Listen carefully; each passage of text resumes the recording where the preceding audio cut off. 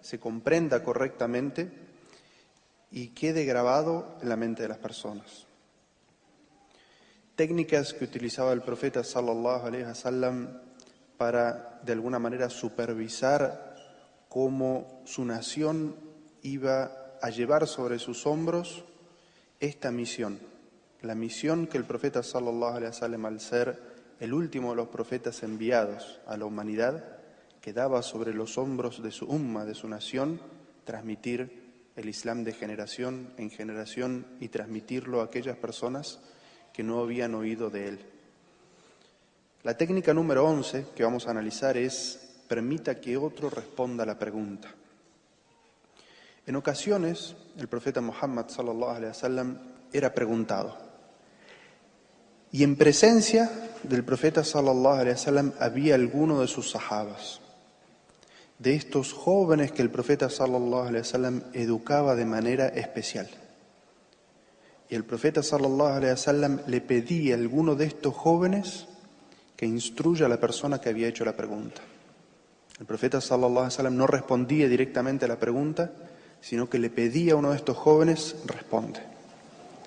Y los jóvenes sentían pudor, sentían vergüenza de responder en presencia del profeta sallallahu alaihi wasallam y preguntaban generalmente: ¿acaso debo responder mientras tú te encuentras entre nosotros? Y el profeta sallallahu alaihi wasallam les decía: sí, responde.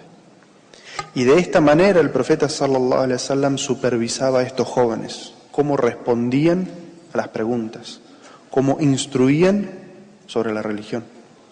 Y así es que el profeta sallallahu alaihi wasallam se iba asegurando que estos sahabas, estos jóvenes sahabas, tenían el conocimiento suficiente para mandarlos en grandes e importantes misiones de da'wah.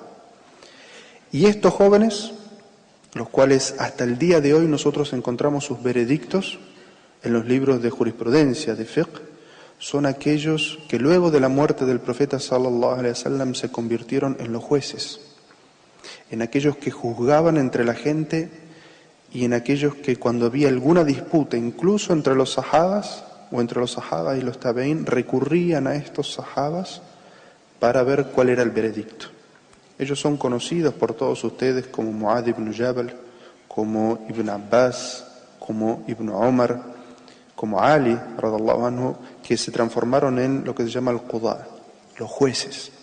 Entonces, el profeta sallallahu alaihi wasallam utilizaba esta técnica, y es una técnica que recomiendo a todos aquellos que trabajen en la da'wah y también a los padres y madres que estén educando a sus hijos, que cuando se presente alguna situación, permitan que sean sus alumnos o sean sus hijos los que respondan a la pregunta.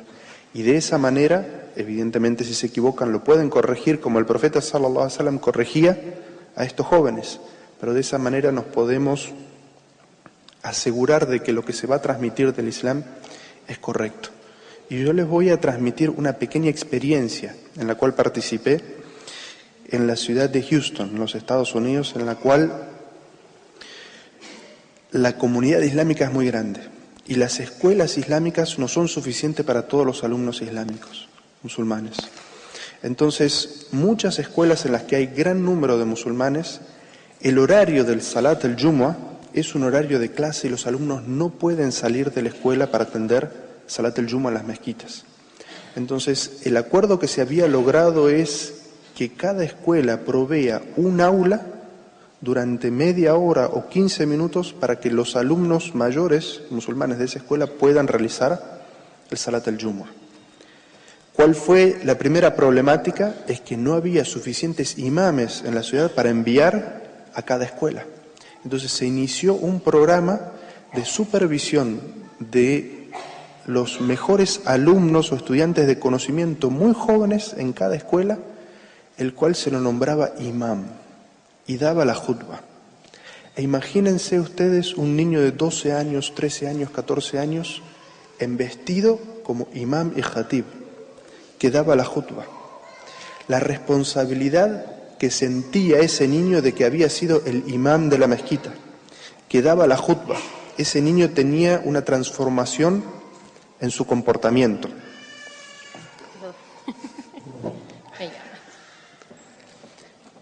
Entonces, esta es una muy buena técnica que yo les recomiendo para ir educando a sus jóvenes para que cuando llegue el momento tengan la capacidad de saber hablar en público, de poder dar una jutba. Esta era una técnica que utilizaba el profeta sallallahu alaihi wasallam de ir dándole espacio y poder a los jóvenes para que cuando llegara el momento ellos estuvieran en la capacidad de poder transmitir correctamente el mensaje. La técnica número 12. Saque ventaja de los momentos educativos. ¿Qué significa esto? Significa hablar de asuntos que son específicos de ese momento. Cuando sucede algo fuera de lo común. En el calendario islámico nosotros tenemos situaciones especiales. Por ejemplo, el mes de Ramadán. Por ejemplo, el Hajj. Por ejemplo, los días lunes y los días jueves para el ayuno. Por ejemplo, el día del Jumu'ah. ¿Qué era lo que el profeta sallallahu alaihi wasallam hacía sobre esta técnica? Es que el profeta utilizaba esos momentos especiales para instruir sobre ese momento especial. Porque cuando uno lo instruye sobre algo que está viviendo en ese momento, su atención está centrada.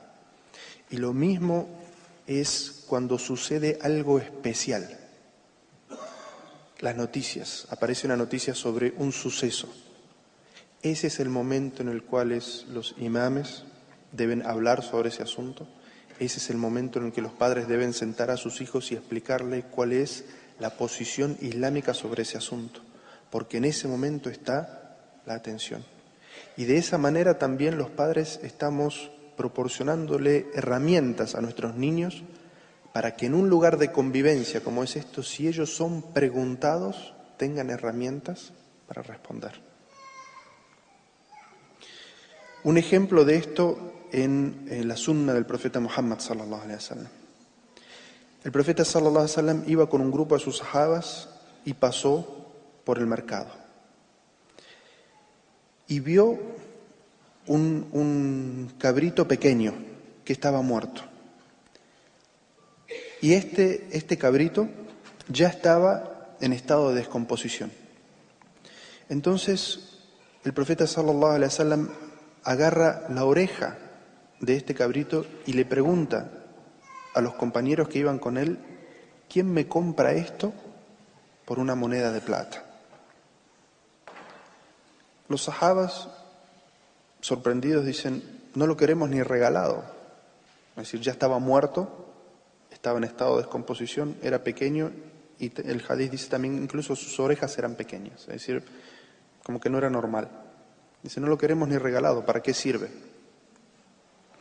Entonces, el profeta sallallahu alaihi wasallam le dijo, por Allah, que la vida en este mundo es más despreciable para Allah que lo que es este animal para vosotros. El profeta sallallahu alaihi wasallam utilizó esa circunstancia, iba caminando por el camino y encontró este animal que estaba muerto y en descomposición, y utilizó ese momento. Para estos sahabas que habían dicho que no querían ese cabrito ni siquiera regalado porque era algo despreciable, que causaba incluso disgusto, cuando ellos tenían esa sensación sobre ese cabrito, el profeta sallallahu alaihi wasallam les dijo, esa sensación, para Allah azza wa jal, la dunya, el mundo, tiene menos valor que lo que tiene ese cabrito para alguno de vosotros. ¿Por qué el profeta sallallahu alaihi wasallam utilizó ese momento? Porque la sensación de desprecio estaba presente en ese momento en los compañeros del profeta sallallahu alaihi wasallam. Y por eso este hadiz, cuando nos llega narrado, no nos llega narrado simplemente las últimas palabras del profeta sallallahu alaihi wasallam, en la que dice, por Allah, que este mundo es más despreciable para Allah que este animal para vosotros, sino que nos llega toda la historia, porque quedó impreso en el alma y en la mente de los sahabas.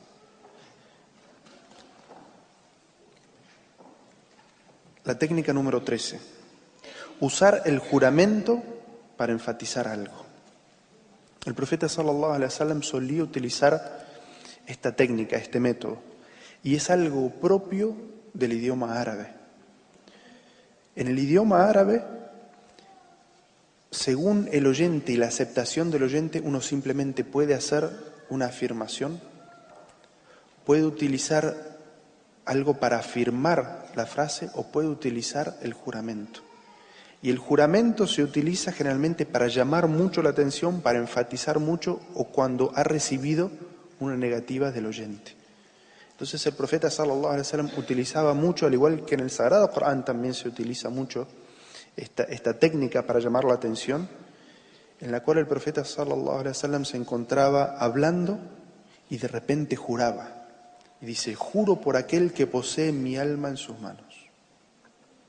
Cuando el profeta sallallahu alaihi wasallam decía esta frase, los sahabas primero prestaban atención.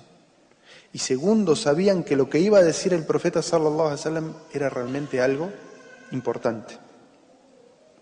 El profeta sallallahu alaihi wasallam dice en este hadiz, juro por aquel que posee mi alma en su mano, que si no ordenáis el bien y prohibís el mal, Allah os enviará un castigo. Luego le suplicaréis y él no responderá. El profeta sallallahu alaihi wasallam en este hadiz, que además vale la pena explicar, el profeta primero lo que hace es llamar la atención de los sahabas, porque lo que les va a decir es una regla de implicancia social muy importante. Dice, el musulmán no es aquel que está preocupado con sus asuntos personales y nada más, y el resto de la sociedad que pase lo que pase. No. El musulmán es una persona que está involucrada con su sociedad y con la salud y la justicia social de su sociedad.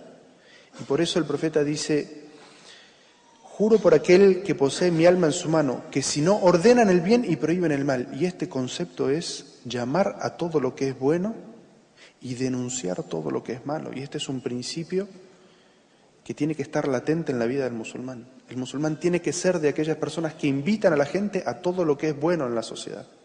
Y que cuando ve algo que está mal en la sociedad tiene que denunciarlo, tiene que tratar de luchar contra ese mal en la sociedad para erradicarlo. Esa es la personalidad del musulmán. El musulmán no puede ser de aquellas personas que están desprendidas de la sociedad y pase lo que pase no les preocupa. Porque ¿qué pasa con los musulmanes que son así? Que no les preocupa la sociedad, y si la sociedad tiene injusticia social no se preocupan, si en la sociedad en la que vive hay injusticias no se preocupa, si en la sociedad en la que viven hay cosas buenas que se podrían hacer y el musulmán no llama a la gente a hacer el bien. ¿Qué es lo que pasa con esos musulmanes? El profeta sallallahu alaihi wasallam lo dice, Allah les envía un castigo. Y luego esa gente va a levantar sus manos y pedirle a Allah que les levante el castigo y Allah azza wa jalla no les va a escuchar la súplica. Entonces esta regla que es tan importante sobre el papel social del musulmán en la comunidad en la que vive, que el profeta sallallahu alaihi wasallam no inicia directamente la regla, sino que comienza diciendo, juro por aquel que posee mi alma en su mano. Es decir, para evidenciar la importancia. Y esta técnica es muy importante de usar. La técnica número 14. Repetir y repetir. El profeta sallallahu alaihi wasallam, cuando había principios que eran muy importantes, el profeta hacía énfasis en esos principios repitiendo. Y todos aquellos que han leído el libro de hadices recuerdan frases y que luego del hadiz dice, y el profeta dijo esto 3 veces. O el hadiz dice, el profeta repitió esto tantas veces.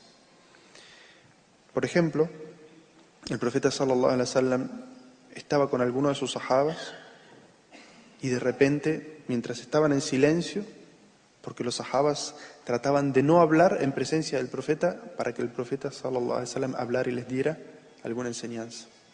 El profeta sallallahu alaihi wasallam estaba en silencio y de la nada dice, ¿queréis que os informe acerca de los pecados más graves?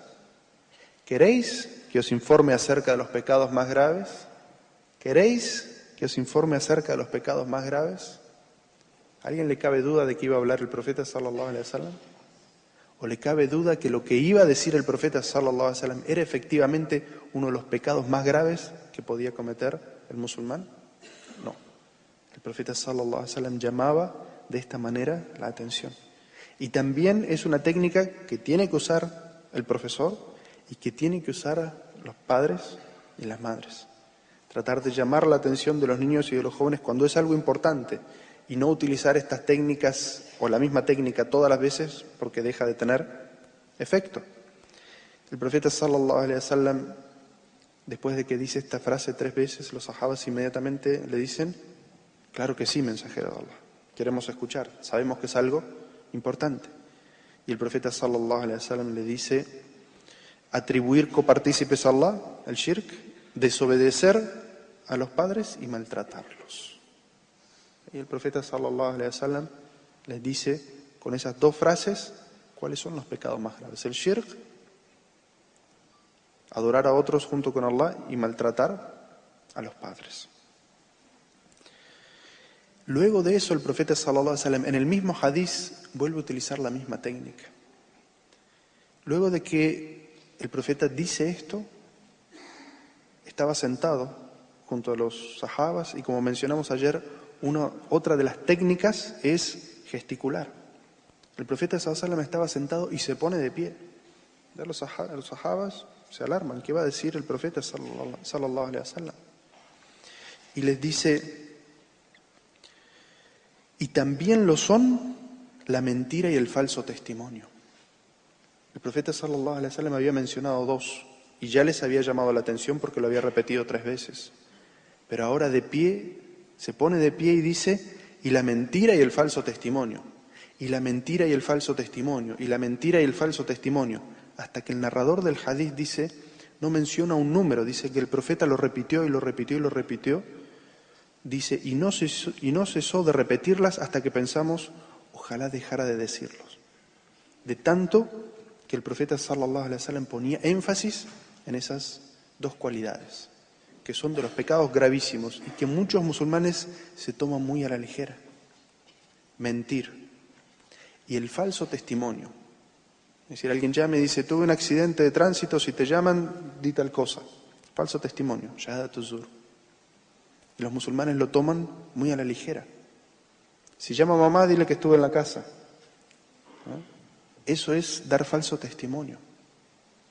El profeta sallallahu alaihi wasallam dijo que es de los pecados más graves, y lo dijo estando de pie y repitiéndolo y repitiéndolo y repitiendo. Entonces, esa es otra técnica que también tienen que usar profesores y padres. Técnica número 15. Llame a su interlocutor por su nombre y guarde silencio unos segundos. Esta es otra forma que el profeta sallallahu alaihi wasallam utilizaba también para tener toda la atención. No es lo mismo que un profesor diga algo sin mencionar el nombre de la persona a la que se está refiriendo, o un padre cuando hay varios hijos, a que mencione el nombre, le diga Abdullah y deje unos instantes de suspenso. Eso llama la atención. El profeta sallallahu alaihi wasallam lo utilizaba. En un hadiz, el profeta sallallahu alaihi wasallam estaba con Mu'adh ibn Jabal, uno de estos jóvenes que les dije que el profeta sallallahu alaihi wasallam ponía mucho énfasis en su educación. Y el profeta lo llama y le dice: Mu'adh.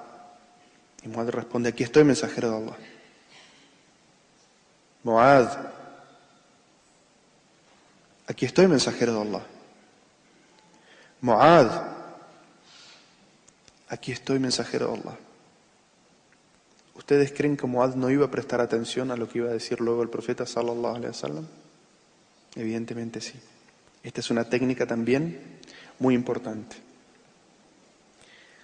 Otra técnica que utilizaba el profeta sallallahu alaihi wasallam para tener toda la atención del oyente era tocar físicamente a la persona con la que estaba hablando. Esto es siempre que se tenga un grado de confianza y la cultura y los límites de la Sharia, evidentemente, lo permitan. Ibn Omar, otro de los jóvenes, el hijo de Omar ibn al-Khattab, otro de los jóvenes a los cuales el profeta sallallahu alaihi wasallam educaba mucho, dice: el mensajero de Allah sallallahu alaihi wasallam me tocó el hombro y me dijo: sé en esta vida como si fueras un extranjero o como si estuvieras de paso. Y estas palabras, estas frases, afectaron mucho a Ibn Omar, tanto que él narra este hadiz y se dice que Ibn Omar, sobre esta frase que le dijo el profeta sallallahu alaihi wasallam, tenía una política de vida y una frase que él enseñaba a sus alumnos de los tabeín. y decía: si alcanzas a vivir hasta la noche, no esperes llegar a la mañana. Si alcanzas a vivir hasta la mañana, no esperes llegar hasta la noche. Aprovecha tus momentos de salud para tus momentos de enfermedad y aprovecha tu vida hasta que te alcance la muerte. Es decir, estas palabras del profeta sallallahu alaihi wasallam, que él había utilizado esta técnica de tocarlo, habían calado tan hondo en Ibn Omar que él había hecho como una forma de vida, una ética con la vida. Y se le enseñaba, estas palabras son de Ibn Omar y no son del profeta sallallahu alaihi wasallam. Otro ejemplo de esto, y este ejemplo que vamos a mencionar, es muy aplicable a la educación de los niños y también para los profesores en momentos difíciles que quizás no saben cómo manejar un alumno. No voy a relatar el hadiz completo porque estoy seguro que todos ustedes lo conocen. Cierta vez el profeta sallallahu alaihi wasallam iba acompañado de un grupo de sus sahabas y se presenta ante el profeta sallallahu alaihi wasallam un joven y le dice: mensajero de Allah, dame permiso para fornicar. Los compañeros del profeta sallallahu alaihi wasallam inmediatamente se alarman. Le dicen: ¿cómo vienes a pedirle al profeta sallallahu alaihi wasallam permiso para fornicar? Pero el profeta sallallahu alaihi wasallam quiere educarlo y utiliza una técnica que mencionamos ayer, la primera técnica que utiliza el profeta sallallahu alaihi wasallam, que es las analogías. Y le dice: ¿lo aceptarías para tu madre? Es decir, que tu madre fornique. Dijo: no, mensajero de Allah. ¿Lo aceptarías para tu hermana? No, mensajero de Allah. ¿Lo aceptaría para tus tías? Y así el profeta le menciona varios familiares para que él sienta la empatía, es decir, ¿qué sentiría él en esa situación? Y luego el profeta sallallahu alaihi wasallam le pone la mano sobre el pecho. Le pone su mano, la mano honorable del profeta sallallahu alaihi wasallam, sobre el pecho y hace un dua a Allah con la mano de él puesta sobre el pecho de este joven. Y le dice: oh Allah, perdona sus pecados y limpia su corazón y protege su castidad. Y este joven, escuchando cómo el profeta sallallahu alaihi wasallam hacía dua por él, mientras tenía su mano puesta sobre el pecho, porque el profeta sallallahu alaihi wasallam utiliza también la palabra corazón. Entonces, imagínense cuál podría ser la reacción de cuando el hijo de cualquiera de nosotros hace algo que es incorrecto. Si uno, en vez de regañarlo, pone la mano en su corazón y le dice: oh Allah, ayuda a mi hijo que no cometa más ese pecado o esa falta. ¿Acaso la reacción no va a ser distinta? O un profesor que no sabe cómo manejar un alumno que es rebelde, si en vez de tratar de combatir esa rebeldía con un regaño, la combate haciendo dua por él, evidentemente la reacción va a ser distinta. La técnica número 17. Utilice la expectativa. Esto es algo muy conocido por todos los que trabajan en comunicación, todos aquellos que escuchan la radio o ven televisión, saben que los medios de comunicación utilizan esta técnica, que es la de crear cierta expectativa. Cuando la semana próxima va a haber un programa sobre un asunto, ya esta semana dicen: dentro de una semana la solución a la crisis. Empieza a crear expectativa. Al otro día dicen: dentro de 6 días la solución a la crisis. La gente tiene expectativa, dentro de 6 días nadie se pierde ese programa. El profeta sallallahu alaihi wasallam utilizaba esta técnica. El profeta sallallahu alaihi wasallam decía algunas frases y les daba a los sahabas un tiempo para pensar y reflexionar, y que los sahabas estuvieran expectantes de qué es lo que iba a decir el profeta sallallahu alaihi wasallam inmediatamente después. En un hadiz, el profeta sallallahu alaihi wasallam habla sobre una situación muy particular y dice: me fueron mostradas las comunidades y vi a un profeta con un pequeño grupo, a otro profeta con 1 o 2 hombres que lo habían seguido, y a un profeta que no había nadie con él. Luego divisé un grupo enorme y pensé que era mi comunidad, pero me fue dicho, es Moisés y su pueblo. Luego miré nuevamente y había un grupo enorme y me fue dicha, esa es tu comunidad. Y con ellos hay 70.000 que entrarán al paraíso sin rendir cuentas ni ser castigados. Y el profeta sallallahu alaihi wasallam se levanta de la mezquita y entra a su casa. ¿Y quiénes son estos 70.000? Afortunados. No van a ser castigados ni juicio tendrán, entrarán al paraíso. Inmediatamente los sahabas tenían mucha expectativa y se pusieron a hablar entre ellos. ¿Quiénes van a ser? Algunos dijeron los compañeros del profeta, otros dijeron no, los hijos de los sahabas que se educaron en el tawhid y nunca cometieron idolatría. Y así. Y el profeta sallallahu alaihi wasallam sale y ahí estaban los sahabas diciendo, se dice esto, se dice lo otro. ¿Cuál es la respuesta? Y el profeta sallallahu alaihi wasallam dice,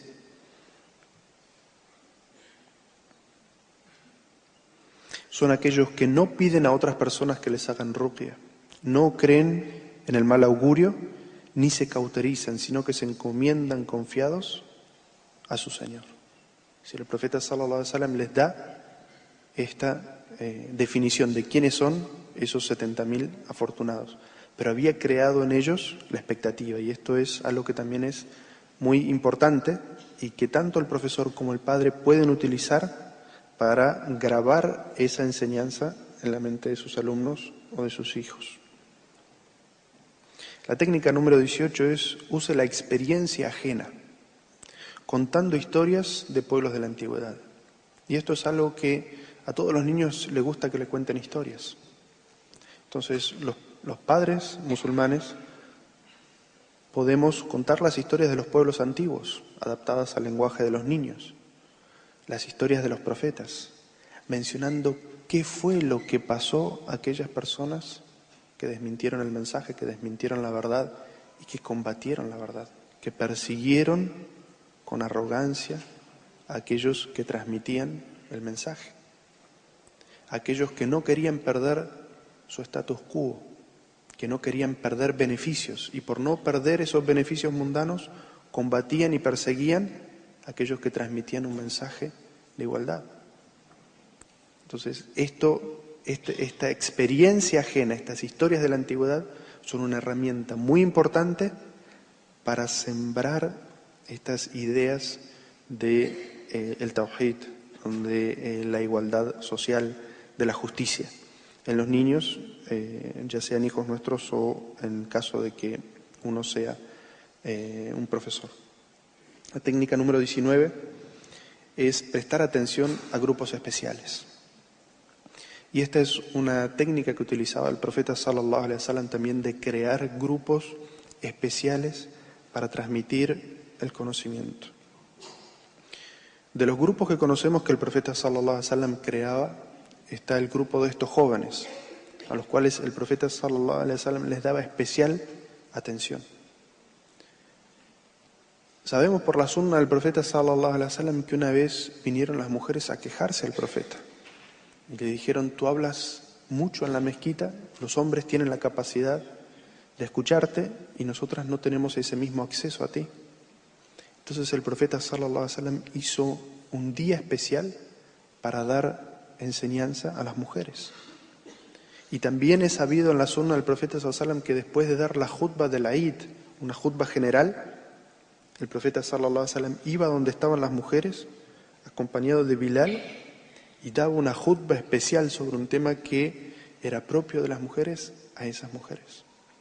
Entonces, de esta técnica podemos aprender que es muy importante crear grupos especiales. En esta sociedad tan especializada en la que vivimos nosotros, en la que ya no alcanza, por ejemplo, un título universitario de una licenciatura, sino que ya hace falta una maestría o dos o un doctorado. No se puede pretender que un sheikh o un imam tenga el conocimiento de todas las cosas, como eran nuestros sabios antiguos, que porque no eran las ciencias tan especializadas, nuestros sabios de la antigüedad conocían sobre medicina, conocían sobre arquitectura, conocían sobre ingeniería. En la actualidad es imposible. Entonces es muy importante generar grupos de profesionales, médicos, y que aprendan ellos la bioética islámica. Grupos de abogados o de asistentes sociales, y que ellos aprendan toda la ética islámica referente a esa ciencia social, para que cuando haya que representar a los musulmanes, sean ellos los que nos representen. Porque muchas veces se da de que están hablando sobre un tema, por ejemplo el aborto, e invitan al sheikh a que hable. Y el sheikh no tiene realmente, sabe sobre las bases principales del Islam, pero no puede hablar con la propiedad que las ciencias requieren hoy. Entonces, ¿acaso un médico musulmán no hablaría con mucha más propiedad? Evidentemente sí, pero ese médico tiene que estar preparado en las ciencias islámicas. Entonces, esta técnica es muy importante a nivel de comunidad, a nivel social, para que se creen estos grupos especiales de estudios. No todo el conocimiento es necesario para todas las personas, pero cada grupo tiene que tener aquel conocimiento que le es indispensable. La última técnica que vamos a hablar es la técnica número 20, es expresar el enojo. El enojo no es lo mismo que la ira. Todos ustedes deben conocer ese hadiz del profeta sallallahu alaihi wasallam cuando vino un sahaba y le dijo, aconséjame, y el profeta sallallahu alaihi wasallam le dijo, la taghdab. La traducción literal sería no te enojes. Pero el profeta sallallahu alaihi wasallam no estaba en realidad diciendo no te enojes, sino que le estaba diciendo no dejes que la ira te domine, porque conocía, como una técnica que mencionamos el día de ayer, el profeta sallallahu alaihi wasallam cuando iba a dar un consejo, miraba la situación especial de esa persona.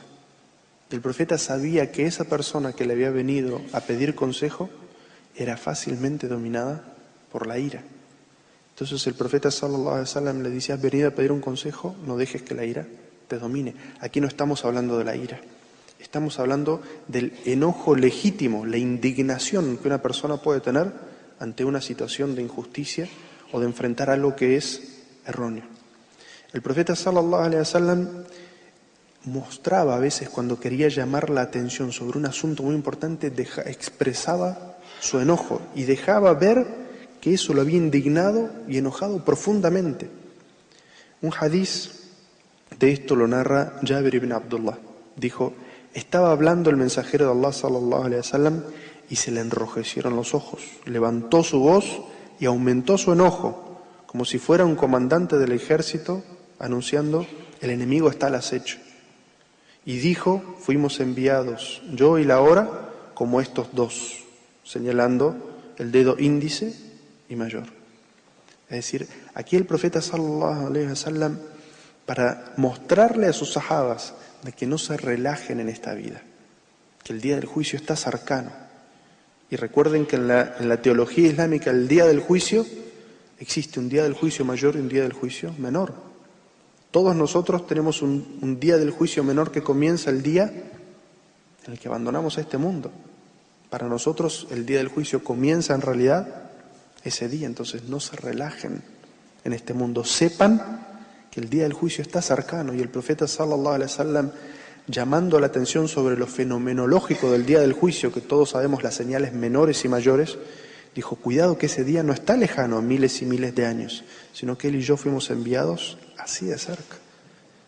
Y el que nos transmite el hadiz no transmite solamente esa frase, sino que nos transmite toda la situación, porque a él le afectó. Entonces, hay momentos en los cuales expresar el enojo, y evidentemente sin pasar del enojo a que nos domine la ira ni a la violencia, sino expresando ese enojo, esa indignación legítima, uno puede utilizar esa expresión del enojo para llamar la atención, es decir, cuidado, esto que se va a mencionar es grave y no le da lo mismo. Así que estas son técnicas del profeta sallallahu alaihi wasallam que quería compartir con vosotros sobre cómo hacer llegar mejor el mensaje del Islam, cómo los padres podemos hacer variando entre todas estas técnicas para educar mejor y correctamente a nuestros hijos, y que cada enseñanza que demos del Islam quede impregnada en el alma y en la mente de nuestros niños, y cómo profesores o como imames o como dirigentes se utilicen también estas formas para llamar la atención y que lo que se va a decir es algo serio y algo grave.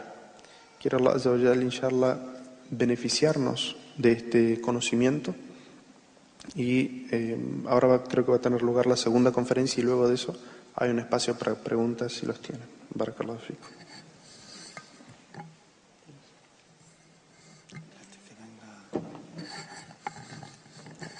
Queremos nuevamente dar las gracias a nuestro hermano Mohamed Isa por esta brillante conferencia y seguidamente va a tener turno la señora Carolina, a la que presentará nuestra compañera Dina.